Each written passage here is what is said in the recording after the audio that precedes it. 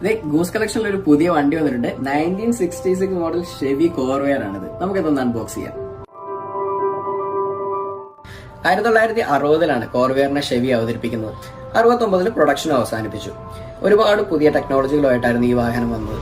അന്ന് വലിയ വാഹനങ്ങൾ മാത്രം ഉണ്ടായിരുന്ന ഒരു മാർക്കറ്റിലേക്ക് വളരെ കോമ്പാക്ട് ആയിട്ട് ബ്യൂട്ടിഫുള്ളി ഡിസൈൻ ചെയ്ത ഈ ഒരു വാഹനത്തിൽ ഏറെ ശ്രദ്ധ ആകർഷിച്ച ഒരു ഘടകം ഇതിന്റെ എഞ്ചിൻ ആയിരുന്നു. ഒരു flat 6 air cooled engine, rear mounted ആയിരുന്നു ഈ ഒരു എഞ്ചിൻ കേട്ടോ.